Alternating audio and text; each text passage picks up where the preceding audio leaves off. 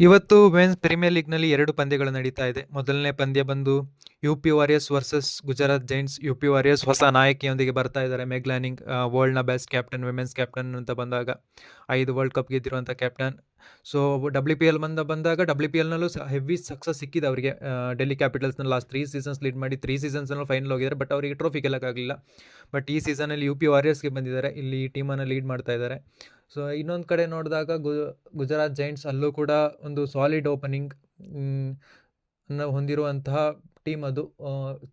ತುಂಬ ಜನ last year RCBಗೆ ಆಡಿದವರೇ ಈ ಸೀಸನ್ ಅಲ್ಲಿ ಆಡ್ತಾ ಇದ್ದಾರೆ. ಸೊ ಒಂದು ಲೆಕ್ಕದಲ್ಲಿ ಒಂದು ಟಫ್ ಕಾಂಪಿಟೇಷನ್ ಇರ್ಬೋದು. ಆ್ಯಂಡ್ ಪ್ಲೇಯಿಂಗ್ 11ನ ಪ್ರಿಡಿಕ್ಟ್ ಮಾಡೋಕ್ಕಾಗಲ್ಲ ಯಾರು ಆಡ್ತಾರೆ ಅಂತ.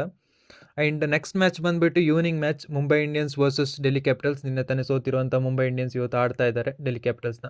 ಲಾಸ್ಟ್ ಇಯರ್ನ ಫೈನಲ್ಸ್ ಆಡಿದಂತಹ ಇಬ್ಬರು ಟೀಮ್ಗಳು.